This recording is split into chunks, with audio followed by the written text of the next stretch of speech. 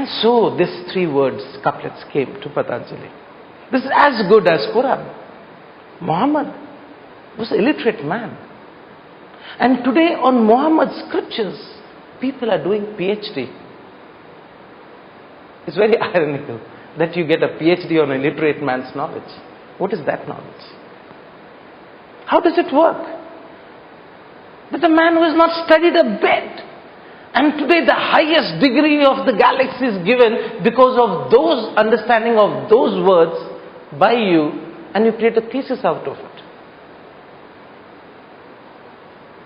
But that's the world today we live in. And let's get back to the sthira. From where? What forced Patanjali to speak this word sthira?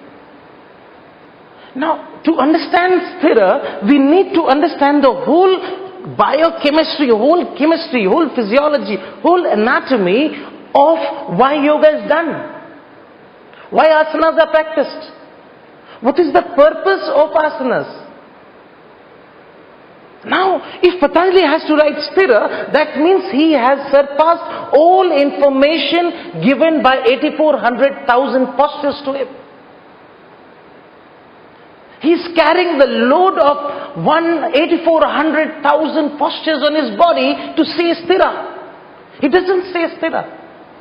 You cannot write what Patanjali writes. When Patanjali talks about mind, he simply says there are 5 modifications of mind. Right knowledge, wrong knowledge, imagination, sleep and memory. From where does he write? He's writing. Patanjali is not illiterate. He's a jnani. He's very powerful. In your language, he might not have got a graduation degree. Maybe he might have got. God alone, I was not then. But these words have come after a man has achieved the siddhi of 84,000 postures. So, it's very easy to solve algebra. But imagine a man who created algebra. He created a formula by which any man can understand it. But these words are mystical words. These words sound mystical. This word has not been explained better.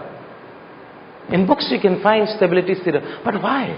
Now my answer to this is that asanas are basically divided into 3 segments. Once again, 3 segments.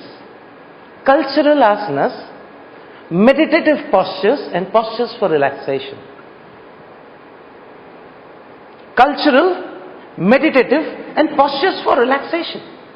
The whole 84,000 postures comes into the category of one of these 3. There are basically 2 postures of relaxation, and there are 4 postures of meditation, and rest all belong to cultural postures. Rest all belong to cultural postures. Now when Patanjali writes sthira, he simply means the meditative postures. You have to practice 84,000 postures to get to the final pose, one meditative pose. The purpose of physical asana is over then.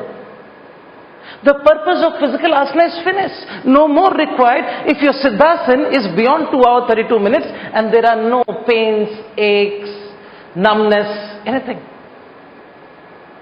That's what Patanjali meant by stability.